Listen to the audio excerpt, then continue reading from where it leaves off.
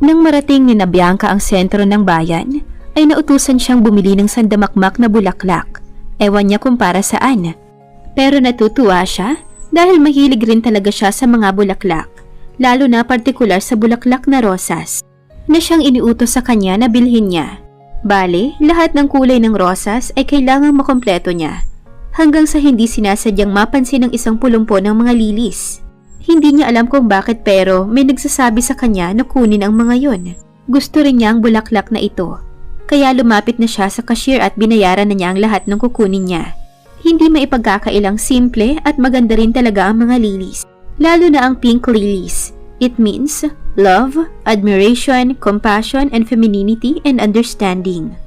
Palabas na sana siya ng flower shop nang hindi sinasadyang mabunggo niya ang isang lalaking may malaking katawan. Mabuti na lang at hindi siya nabuwal. Mabilis siyang napaangat ng tingin dito at hindi kaila sa kanya nang makilala ang itsura ng lalaki. Jason? Sigaw ng utak niya. May ilang di pa rin ang layo nito mula sa kanya.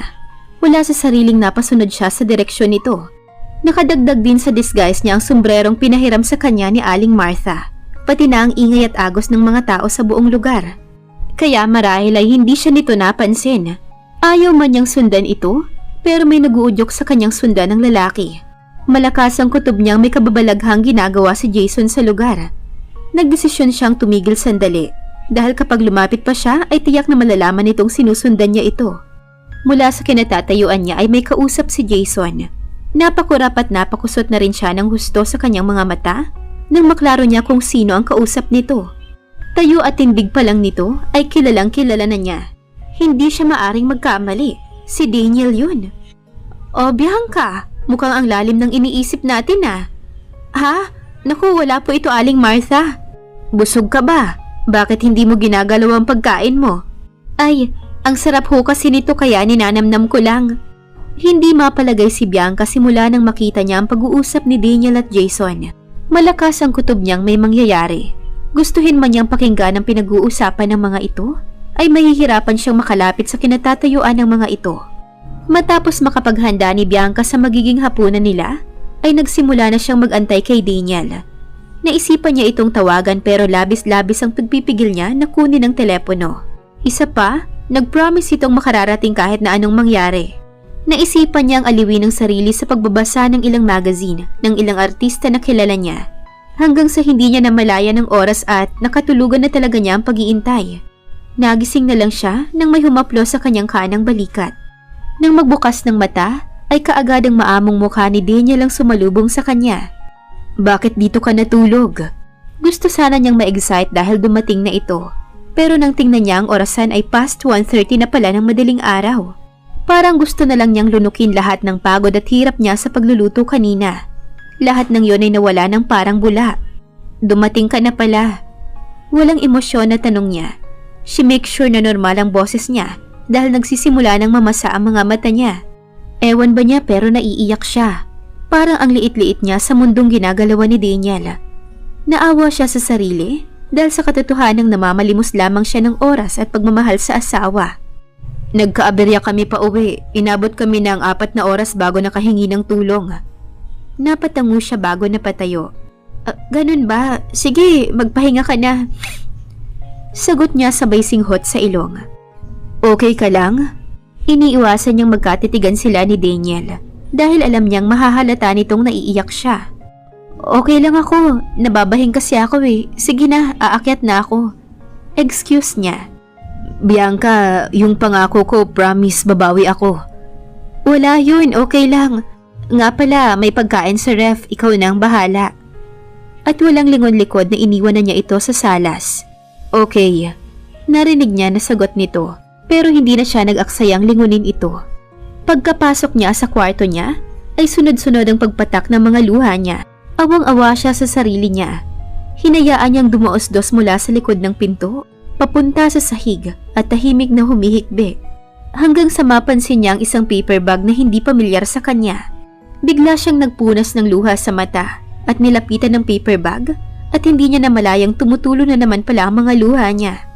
Ito yung 2 pares ng mittens na binila niya noon sa mall. Nag-set siya noon at hindi napigilan ng sariling bilhin ng cute na pares ng gloves at sapatos ang baby niya. Parang pinunit ang puso niya nang maalala ang kalagayan niya ngayon.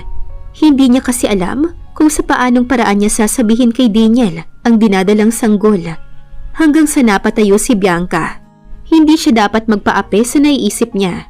Kailangan ng bata sa sinapupunan niya ng ama.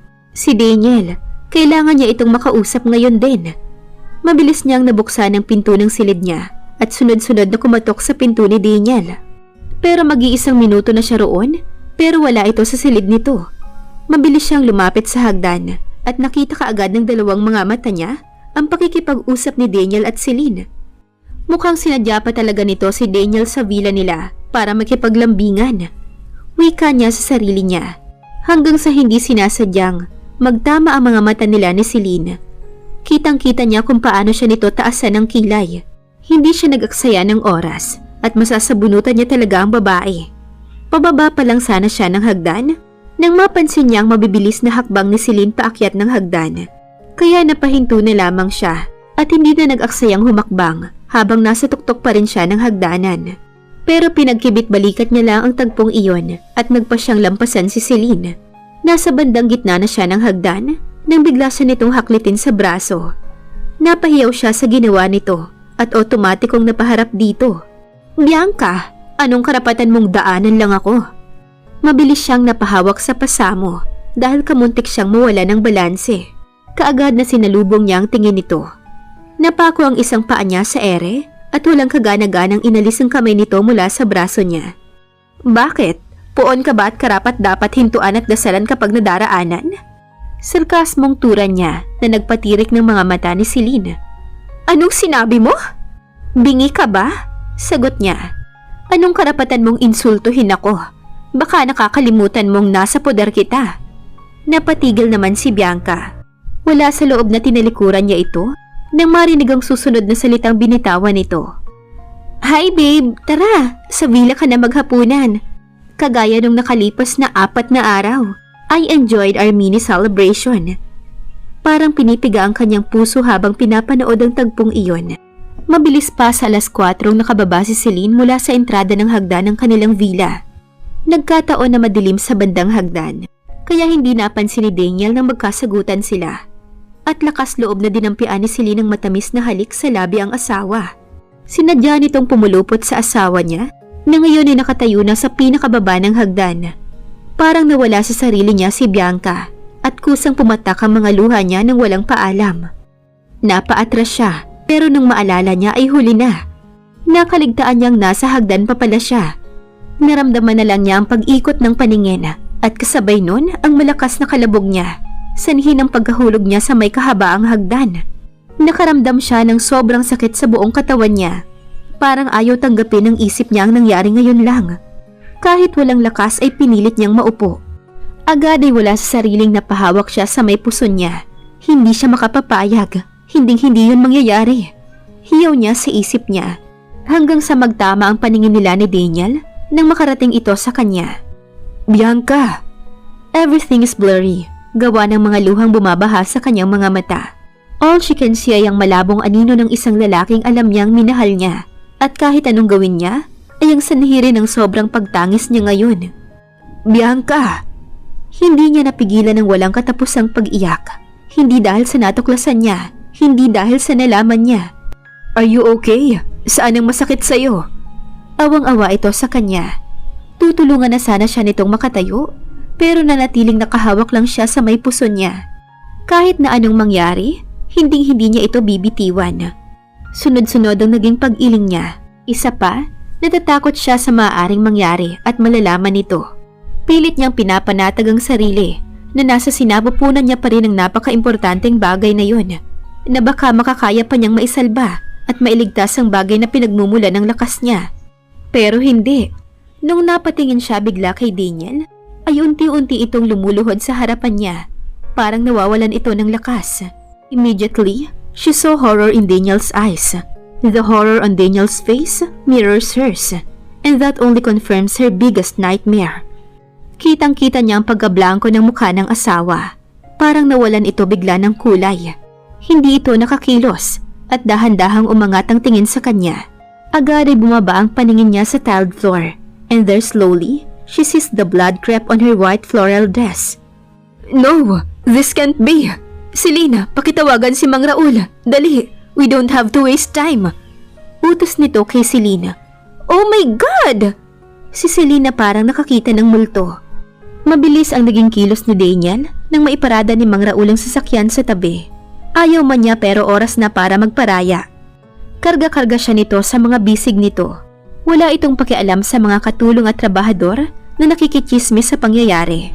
Agad itong umangka sa backseat ng kotse. Kitang-kita niya ang sobrang pag-aalala ni Daniel.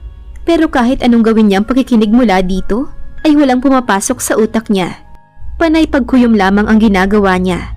Nakatitig lamang siya sa pagmumukha ni Daniel, ordering Mang Raul na bilisan ang pagmamaneho nito. She understands the concern on his face, pero bakit hindi niya maramdaman ngayon ang bagay na yun? Dapat natutuwa siya. Here's the man na minahal niya at pinag-alayan niya ng pagkatao niya. Here's the man na alam niyang laman ng puso niya. Pero ang siya ring unang-unang nanakit ng puso niya. The moment she opened her eyes, alam na niyang wala na ang baby niya. From the time na maramdaman niyang matinding pagkahulog niya sa hagdan, she knew it. She wasn't expecting any miracles. Ramdam niya ang dami ng taong nakapalibot sa kanya, nag-aabot ng pakikiramay sa nangyari. They are even calling her name, caressing her hair, saying kind words to her. Pero lahat ng yon ay hindi niya pinansin.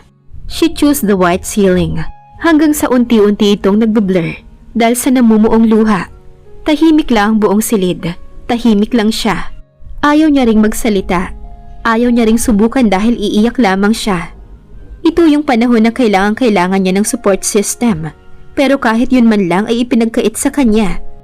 Ni isa sa mga taong nandito ngayon ay pawang mga estranghero para sa kanya, hanggang sa maramdaman niyang may lumapit sa gilid niya. Agad niyang pinalis ang luha niya sa mata. Bianca, iha, si grandma mo ito. Saka hinawakan nito ang kamay niya at ramdam niya ang pag-aalala nito. Mabuti naman at nagising ka na. Nakatikom pa rin ang bibig niya. Ganoon na lang ang takot niyang sulubungin ito ng tingin sa mata dahil alam niyang magbe-breakdown siya. Iha! Again, her eyes swelled. May namumuong luha na naman at nagbabadyang bumuhos anumang oras. Labis siyang napatikom sa kanyang bibig. Ayaw niyang may makakita sa pagdadalamhati niya. Ayaw niyang kaawaan siya ng gusto sa pagkawala ng baby niya. Dahil yun ay nagpapaalala lang sa kanya na wala na nga talaga ang sanggol sa kanyang sinapupunan. Alam ko, iha, masakit. Isipin mong nandito lang ako. Hindi kita iiwan, apo ko. Ramdam niya ang paghikbi nito sa gilid niya. Yumuyugyug ang buong katawan nito dahil sa pag-iyak. She almost got choked when she realized what she said. Hanggang sa tuluyan na siyang mapahikbi sa bigat ng kanyang dinadala. All of that because of that magic word. Ito yung pagkakataon na gugustuhin na lamang niyang mawala kaysa mabuhay na wala na sa tabi ang anak niya. Hindi na talaga niya kayang pigilan ang mga luha niya. Pinapatahan na siya ni Grandma pero patuloy pa rin siya sa pagtangis. Damang-dama niyang wala ng katapusan ng luha niya until Grandma decided to call out a doctor. The doctor who was assigned on her case. Ilang sandali ay dumating ang doktor. May kasama itong isang nurse at tinurukan siya ng pampakalma. Unti-unting umepekto ang bisa ng gamot. Nakaramdam siya ng panghihina. Parang nangangapalang mga talukap niya sa mata. Inaantok siya na parang hinihila siya sa pagtulog. The patient is dealing with psychological trauma. She heard na paliwanag ng doktor kay Grandma na siyang nag-aasikaso sa kanya. Ano pong dapat naming gawin, Doc, for her fast recovery? Balik na tanong ni Grandma. Ramdam niya ang awa ng matanda sa kanyang kalagayan. Kahit hindi sila totoong magkapamilya, natutuwa pa rin siya na pamilya talaga ang tingin nito sa kanya. Number 1, hayaan ninyo siyang matanggap ang mga nangyari. It's a process pa rin hanggang sa gumaling siya ng tuluyan. I think she's already aware na wala na ang baby niya. Pakiramdam niya ay napunit ang puso niya sa pagkumpirma ng doktor. Yung nakaka-trigger ng memory during her accident, iwasan muna natin. Hanggang sa maramdaman niya ang pagtayo ng isang anino. Ramdam niya ang pagbigat ng loob niya after he closed the door. He left. Ramdam niya ang presensya nito buong oras simula nang magkamalay siya. Kaso hindi niya kayang matingnan si Daniel. Hindi niya kayang sabihin ang pangalan nito. Nagka-muscle memory loss na ba siya? May ilang bagay pa na sinabi si Doc kay Grandma, pero hindi na niya iyon narinig. Tanging sa kawalan na lang niya ito noon ng atensyon. Nagtutubig na naman kasi ang mga mata niya. Iha, iiwan na muna kita kay Lindy. May kailangan lang akong asikasuhin. She just nodded her head kahit wala naman talagang pumapasok sa utak niya kahit isa sa mga sinabi nito. Ma'am Bianca, wika ni Lindy. Ramdam niya ang kalungkutan mula sa boses nito. Kumain na po kayo. Dahil sa sinabi nito ay naisip niya. Kailangan pa nga ba niyang kumain? Paano niya gugustuhin kumain kung ang pinapangarap na lang niyang mangyari ngayon ay ang makasama ang anak niya? Wala sa loob na tumalikod siya and was about to close her eyes when the door opens. She wondered if that was Grandma. Kumain na ba siya, Lindy? The voice creeps her out. Parang may bumundol na kung anong malaking troso sa puso niya at hindi niya napigilang pagtagpuin ang mga bagang niya. Hindi pa po ata nagugutom si Ma'am Bianca, sir. Sagot ni Lindy. Lumabas ka na muna. Ako na munang magbabantay sa kanya. That point ay parang nanikip ang kanyang puso. Naninikip iyon sa mga hinanakit. Pipigilan sana niya si Lindy dahil ayaw niyang magpaiwan kasama si Daniel. Pero kahit yun man lang ay hindi niya magawa. Ramdam niya ang paglapit nito sa likod niya. Nakatalikod pa rin siya. Wala siyang balak na harapin ito. I'm sorry. Patawarin mo ko, Bianca. Ramdam niya ang paghikbi nito. But she can't help but grind her teeth. Patawad? Madaling sabihin, pero napakahirap gawin sa kasalukuyang sitwasyon nila. I tried my best to save you and the baby, but in the end, I have to choose only one. Sambit nito na puno ng sakit at pagdurusa mula sa may likuran niya. Hindi niya mapigilang pag-igtingin ang mga panga. We tried to save him. I was looking for some chances for him to live. But even with 1%, he doesn't have any chance to survive. Halos mahati ang puso niya sa sinabi ng asawa. So, lalaki pala sana ang anak nila. Then it started to swell her eyes again. Tinikom na lang niya ang bibig sa mga hinanakit niya mula kay Daniel. Naalala niya yung isang gabi na nagtiis at nagpakahirap siyang mag-isip ng mga putahing lulutuin para sana sa sorpresa niya rito, na kung saan masaya ito habang kasama si Celine. That all and everything came back. Pero dapat masaya na ito ngayong wala ng kanilang anak. Malaya na itong i-divorce siya upang makasama si Celine. I'm very sorry dahil naging matatakutin ako and I've been very unfair to you. I love you, Bianca. I love you so much. The moment you step inside my house, alam ko at sinabi ko na sa sarili ko na iingatan ka at gagabayan kita. Pero lahat ng yun ay hindi naging madali. I started to love you and own you. But the day has come when I become distant dahil hindi tama. Hindi tama dahil ang totoo ay estranghero lamang ako sa buhay mo. Yung time na sinabi mong mahal mo ko, natakot ako bigla. Natakot akong harapin ka at sa magiging reaksyon mo sa oras na malaman mo ang lahat. Parang naguguluhang napakurap si Bianca, but she didn't bother to look at him. Nanatili siyang nakatalikod dito. Kahit anong katotohanang sabihin nito sa kanya, wala na siyang paniniwalaan. Para saan pa? Wala na rin namang saysay. Ano nga bang tinutukoy ni Daniel na katotohanan sa pagkatao ni Bianca? Abangan sa susunod na kabanata. Please like, share, subscribe for more updates. Maraming salamat po.